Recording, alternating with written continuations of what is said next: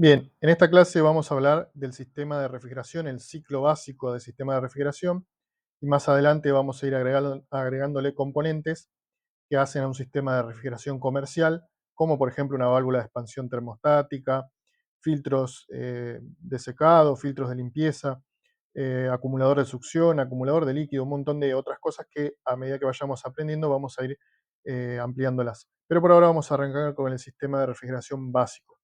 Bien, los sistemas de refrigeración trabajan por absorción de temperatura, o sea que absorben temperatura de un lado y la largan o la depositan en otro lado.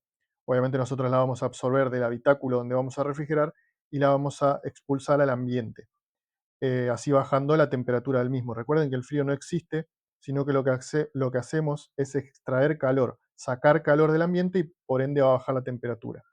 Nosotros lo que estamos haciendo es eh, extraer un tipo de energía que es energía calórica y la vamos a expulsar de otro lado, bajando la temperatura del habitáculo, ¿sí?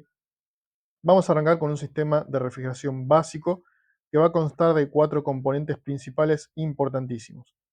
Uno es el compresor, que la función es succionar por un lado y descargar por el otro. No cumple más otra función que succionar y descargar. Vamos a tener un condensador, que es este el lado rojo que no estoy marcando acá. El condensador, su función es ceder temperatura al ambiente, pero no es más que un radiador que se encarga de transportar el refrigerante por dentro y ceder temperatura al ambiente porque es de material metálico que puede transmitir temperatura. Es un importante transmisor de temperatura.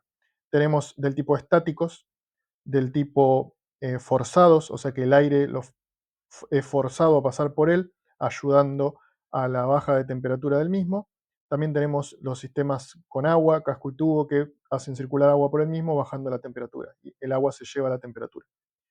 Después hay en sistemas industriales otros tipos, pero bueno, a lo que es sistemas comerciales vamos a tener la mayoría con aire forzado. Luego de la salida vamos a tener un filtro, que es un filtro de impurezas y de humedad, absorbe humedad e impurezas. El filtro adentro está compuesto por un material silica gel que absorbe la humedad. Vamos a tener un sistema de expansión, que es la válvula de expansión, dispositivo de expansión, que puede ser un capilar, que es un caño muy finito, por eso se llama capilar, obviamente que es hueco por dentro y deja pasar muy poquita cantidad de refrigerante, limitándonos el paso del mismo, ¿no? Vamos a tener válvula de expansión termostática, válvulas de expansión electrónicas, Accurator, montón de sistemas de expansión. Lo que hacen es restringir el paso de refrigerante y separarnos las temperaturas, perdón, las presiones de alta y presiones de baja. Al tener una restricción, se va a empezar a acumular el refrigerante, va a generar una presión de alta y del otro lado, como va a seguir la succión del compresor, pero no va a haber tanto flujo, se va a generar una presión de baja. Esto nos va a ayudar a hacer los intercambios térmicos y los cambios de estado del refrigerante que van a hacer funcionar el sistema de refrigeración. Bueno, hoy vamos a ver, por ejemplo, un capilar que sería un paso fijo que no se puede modificar. En cambio, por ejemplo, una válvula de expansión mecánica es un paso calibrado, pero puede cambiar su flujo, puede tener mayor o menor flujo dependiendo de la demanda del sistema. Pero bueno, lo vamos a ver más adelante en una clase especial de válvulas de expansión. Luego vamos a tener el evaporador, que es un sistema también que cede temperatura como el condensador, pero cede temperatura en la parte interior del gabinete. Puede ser forzado, puede ser estático, igualmente que el condensador. Vamos a entender ahora cómo se comporta el fluido dentro del sistema de refrigeración.